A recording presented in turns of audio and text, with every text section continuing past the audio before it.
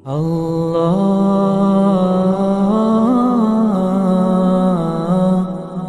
اللہ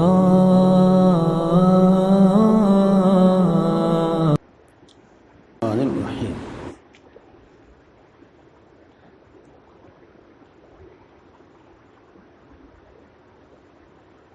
اگر امام بنو تو مقتدیوں سے اونچی جگہ مت کھڑے ہو۔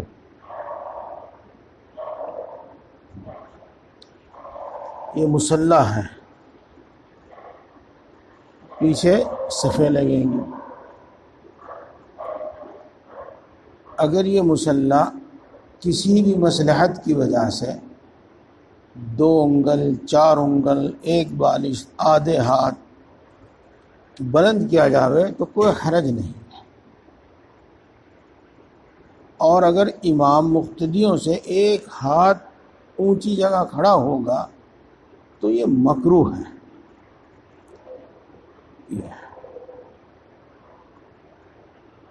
امام سے پہلے رکوع سجدہ یا کوئی اور کام مت کرو۔ دیکھو اس میں جو احتیاط والا طریقہ ہے وہ بتاتا ہوں یہاں پر۔ جی اچھا،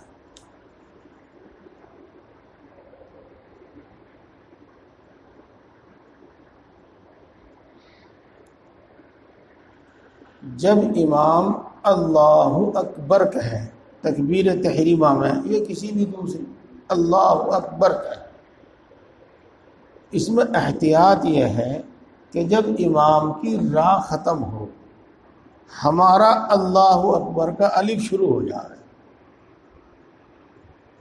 تو امام کے پیچھے پیچھے رہے، یہ امام کے پیچھے پیچھے رہے۔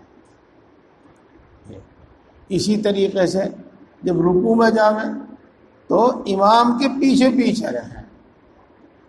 یہی تمام چیزوں میں جب السلام علیکم ورحمۃ اللہ تو احتیاط کی بات یہ ہے کہ امام کے پیچھے پیچھے رہیں، اس نے جو حرف وہ ادا کرے اس کے بعد اس کے پیچھے پیچھے رہیں، اس سے آگے نہ بڑھے کسی بھی عمل میں۔ اگر جماعت میں ایسے وقت آؤ کہ امام سجدے میں ہو یا امام قعدے میں ہو، اتحیات میں بیٹھا ہو، تو اس کے کھڑے ہونے کا انتظار مت کرو، فوراً شریک ہو جاؤ۔ رکوع پکڑنے کی تو بڑی جلدی ہوتی ہے تاکہ رکعت نہ نکل جائے، تو اس میں بھی یہ چاہیے کہ وضو کر کے اور بھاگ کر رکوع میں شریک نہ ہو، اطمینان سے چل کر آؤ چاہے رکوع نکل جائے، اور پھر اطمینان سے کھڑے ہو کر اللہ اکبر کہو۔ اللہ کھڑے ہو کر سیدھا کھڑے ہو کر اللہ اکبر کہنا، یہ اللہ اکبر کہنا بھی فرض ہے، اور اس کے بقدر کھڑا ہونا جس کو قیام کہتے ہیں وہ بھی فرض ہے، اور اس کے بعد پھر رکوع میں چلے جاؤ۔ یہ تو بات ہوگی رکوع کی۔ اب اگر آدمی یہ خیال کرنے لگے کہ بھئی رکعت تو نکل ہی چکی ہے تو سجدے میں شریک ہونے کی کوشش نہ کریں، پہلے سجدے میں دوسرے سجدے میں، تو یہ غلط ہے، بلکہ پہلی فرصت میں گویا کہ اس کا مطلب سجدے سے اعراض کرنا ہے، سجدہ کرنے سے بچنا ہے،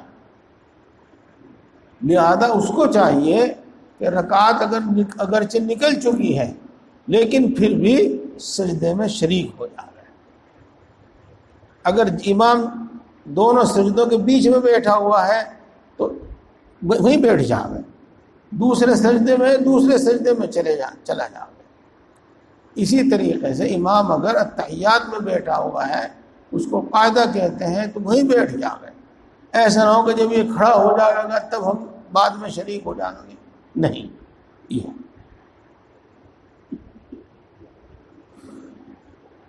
تہجد پڑھنے کی کوشش کرو، اس کی بڑی فضیلت ہے۔ جی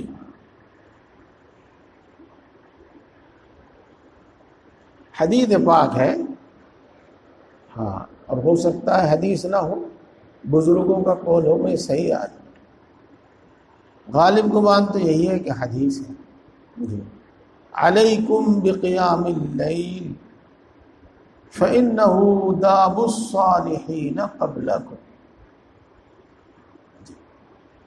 تہجد پڑھنا اپنے اوپر لازم کر لو، چونکہ یہ تم سے پہلے نیک لوگوں کا طریقہ ہے۔ اور تہجد آخری رات میں، آخری رات میں، اور آخری رات جی غروب آفتاب سے، سورج جب چھپ گیا اس وقت سے، اور جب صبح صادق ہو، اس کے 3 حصے کرو، اور آخری جو حصہ ہے گویا کہ وہ سحر کا وقت ہے، وہ تہجد کا وقت ہے، یہ ہے، اس میں آخری رات میں پڑھو، 2 رکعت کا موقع ہو 2 پڑھو، 4 6 8 10 12 رکعت کا موقع ہو 10 12 رکعت پڑھو، جتنی پڑھو اطمینان سے پڑھو، تعداد زیادہ کرنے کے بجائے اطمینان سے پڑھو، یہ صورت ہے۔ اور اس کے لیے اٹھنے کا انتظام کرو، اگر دوپہر میں وقت مل جائے تو کھانا کھا کے تھوڑی دیر آرام کر لیا، کچھ ایسا کام کاج ہے جس میں دوپہر میں آرام نہیں کر پاتے تو کوئی بات نہیں ہے، عشاء کی نماز پڑھو اور سو جاؤ،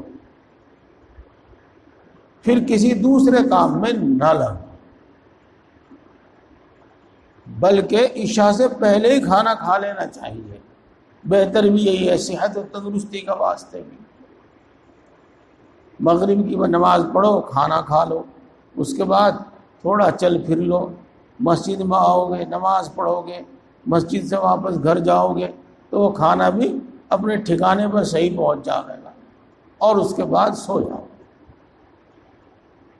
بلکہ جو علمی کام کرنے والے ہیں، علمی کام کرنے والے ہیں یا عبادت کرنے والے ہیں، ان کو چاہیے کہ وہ بھی عشاء کے بعد جلدی سو جائیں،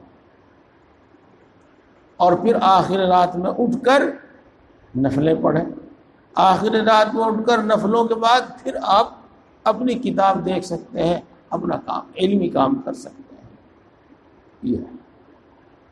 اور دوستو، کوئی بھی وجہ ہو، اگر آخر رات میں تہجد نہیں پڑھ سکتے تو ایسا کیا کریں،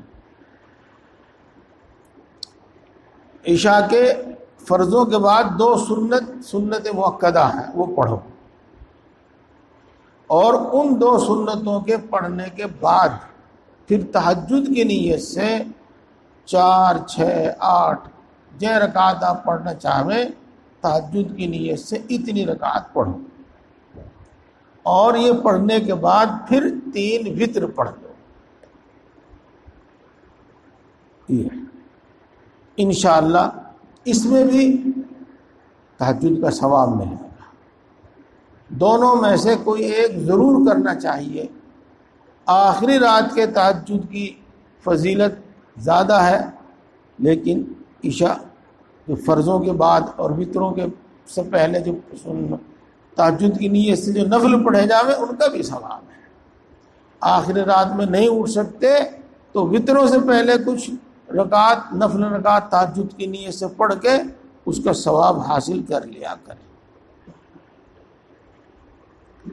نفل نمازوں، نفل روزوں، یعنی نفل عبادت جو بھی ہے، اسی طریقے سے وظیفہ، وظیفہ کس کو کہتے ہیں؟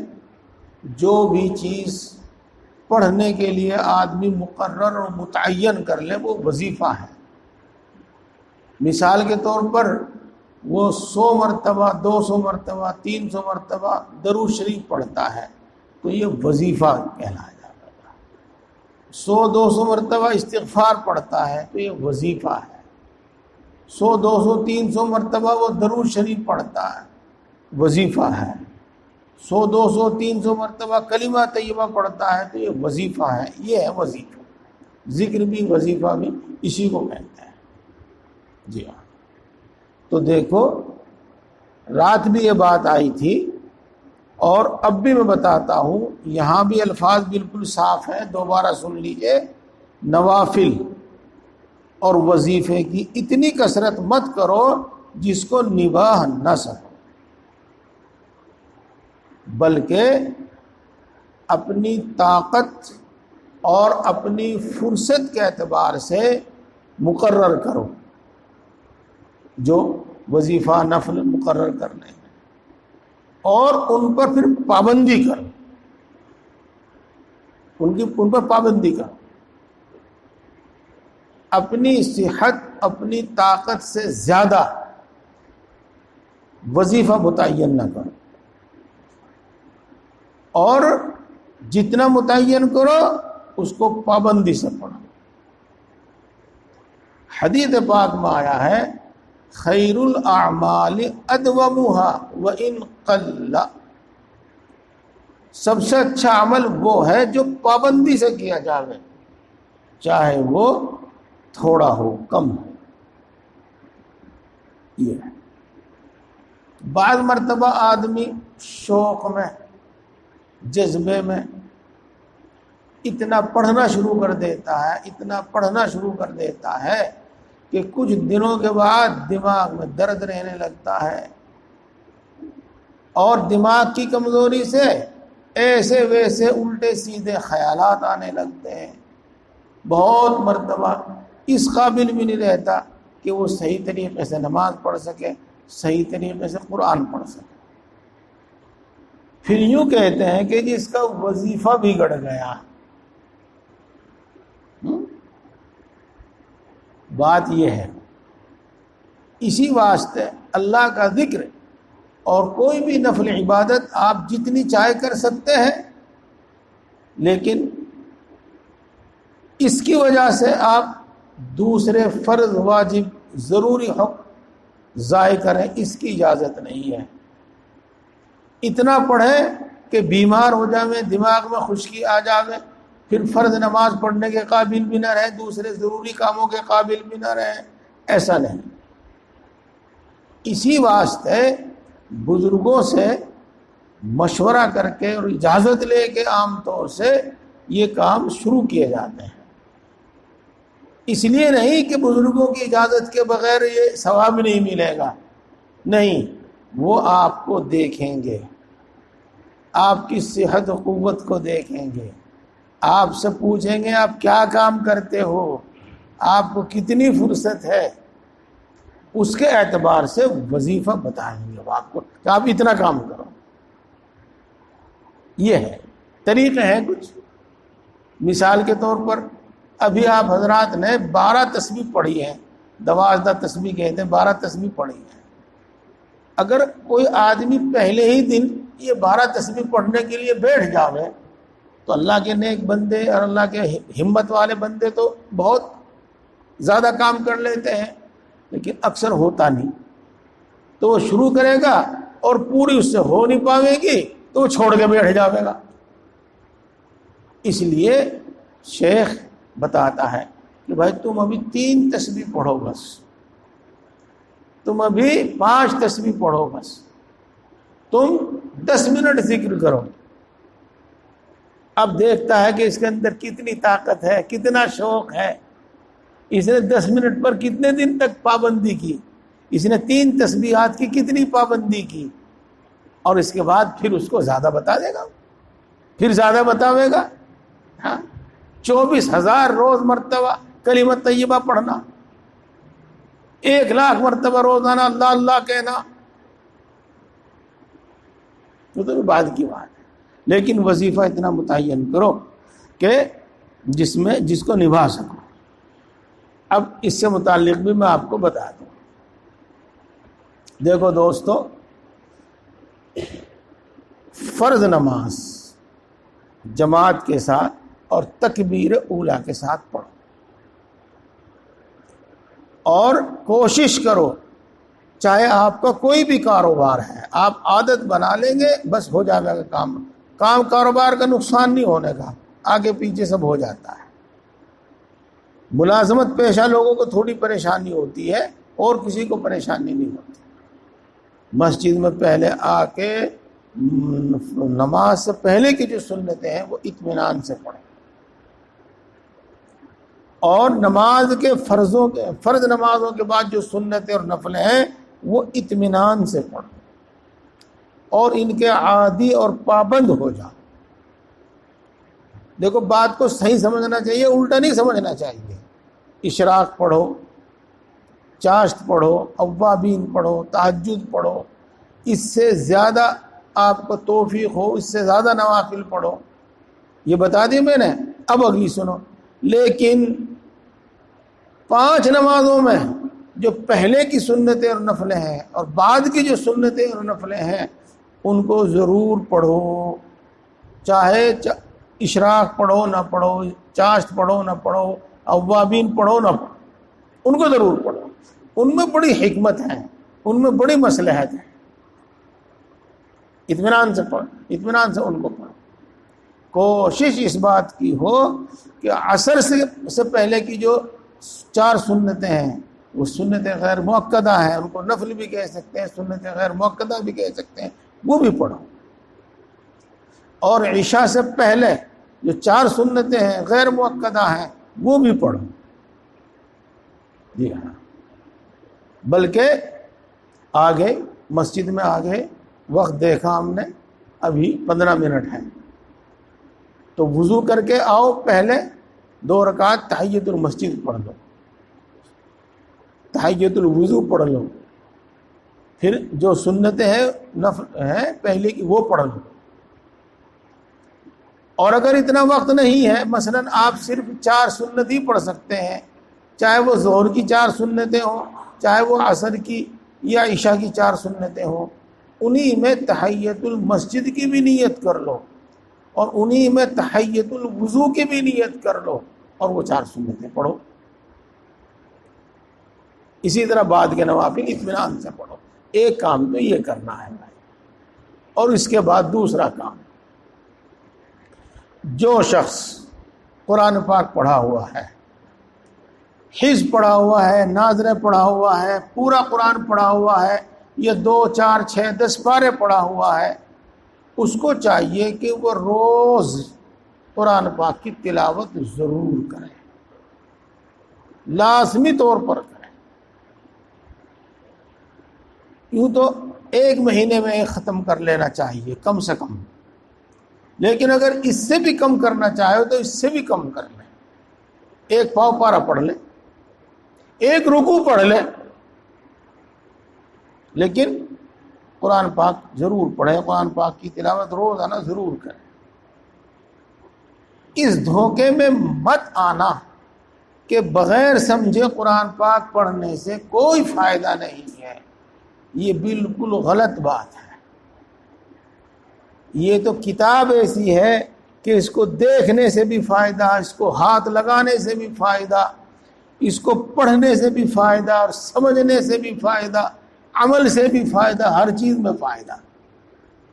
جس کو ہمارے گاؤں دیہات میں کہا کرتے ہیں کہ بھئی گڑ کی روٹی جدھر سے توڑو جدھر سے کھاؤ ادھر سے مٹھی۔ ضرور پڑھو۔ ہاں، جو علم سمجھ رکھتے ہیں، مولوی ہیں، ان کو چاہیے کہ وہ ترجمے پر بھی غور کر کے پڑھیں، اس کا فائدہ زیادہ ہو جائے گا۔ تو دوسری بات قرآن پاک کی تلاوت،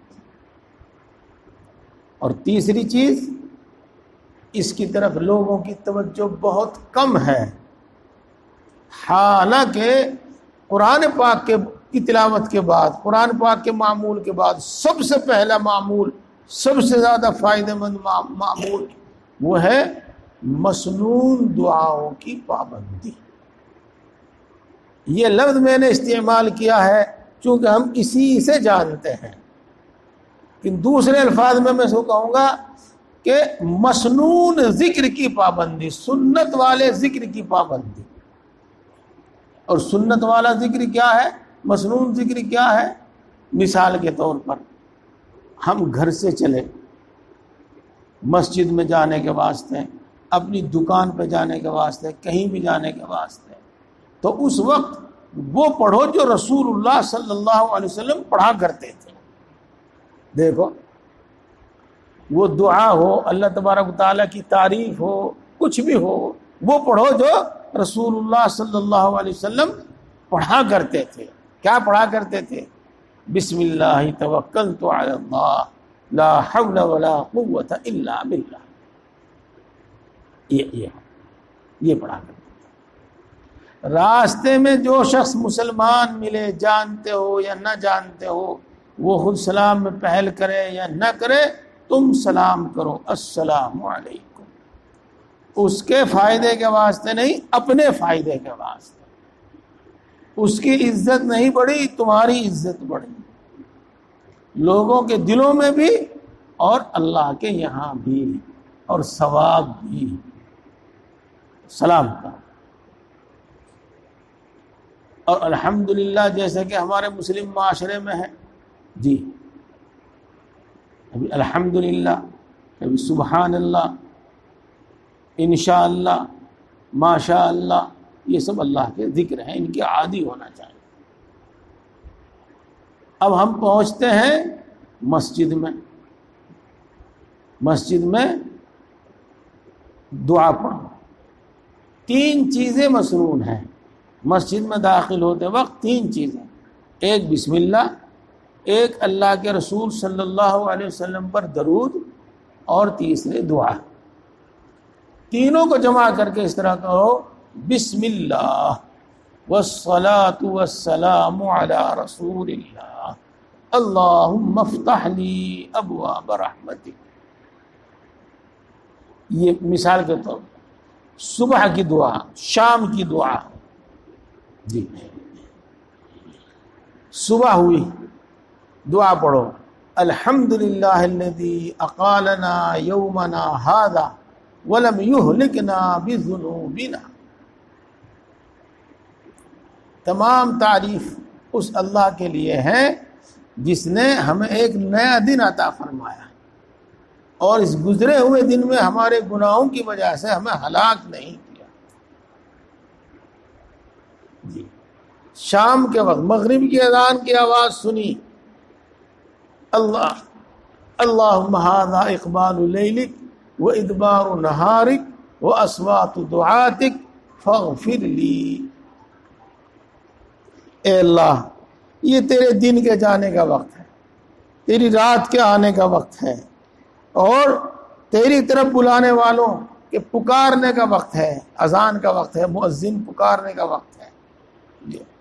ہاں، تو اس وقت میں آپ میری مغفرت فرما دیجئے۔ اس طریقے سے یہ دعائیں ہیں، انہیں یاد کرنا۔ میں نے آپ کو 2-4 دعائیں سنا دی، یہ سن کر یہ محسوس نہ کرنا کہ بھئی یہ تو ہمارے یاد ہونے کی نہیں، یہ تو ہمارے یاد ہے نہیں، ایسی بے ہمتی مت دکھاؤ، بلکہ چھوٹی چھوٹی جو دعائیں ہیں اس کو آپ کو استاد کی ضرورت پڑے گی، وہ منتخب کرے گا، ان میں سے ایک ایک حرف یاد کرو، ایک ایک لفظ یاد کرو۔ ساری زندگی میں تو یاد ہوں گے، ہو جائیں گے۔ جتنا ثواب کسی کام پر، کسی عمل کے کرنے کا ہے، اس سے زیادہ ثواب اس عمل کو سیکھنے کا ہے۔ یہ ہے، تو سیکھنا وہ خود ایک عبادت ہے، پھر اس پر عمل کرنا یہ الگ ایک عبادت ہے۔ تو ان کو سیکھ لیا جائے۔ دوسری چیز تیسری چیز دوستوں میں نے بتائی ہے مسنون دعائیں، اور چوتھی چیز اپنے آپ کو فضول کاموں میں مت لگاؤ، فضول باتوں میں مت لگاؤ۔ بلکہ اپنے آپ کو خالی بھی نہ چھوڑو، اپنا کام کرو جو بھی کام ہے آپ کا، اور جب فرصت ہے تو اللہ کے ذکر میں مشغول ہو جاؤ۔ نہ گنتی کی، نہ تسبیح کی ضرورت ہے، نہ گنتی کی ضرورت ہے، نہ باوضو ہونا ضروری ہے، نہ قبلے کی طرف منہ ہونا ضروری ہے، کچھ نہیں۔ بس اس وقت آپ کوئی بھی ذکر شروع کر دیجیے، لا الہ الا اللہ، سبحان اللہ، الحمدللہ، صلی اللہ علیہ وسلم، یا حی یا قیوم برحمتک استغیث، کچھ بھی، اللہ ایاک نعبد و ایاک نستعین، کچھ بھی ذکر شروع کر دیجیے۔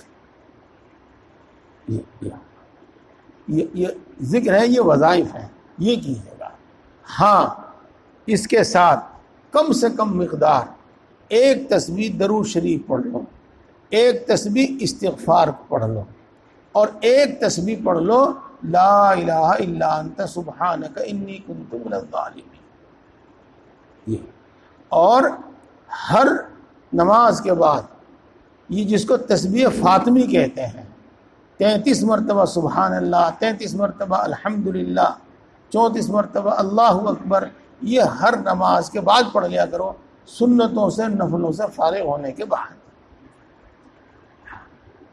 مسنون یہی ہے، مسنون یہی، اور اس کے ساتھ 3 تسبیح لا الہ الا اللہ کی فرصت میں بیٹھ کر پڑھ لیا کرو، بس یہ۔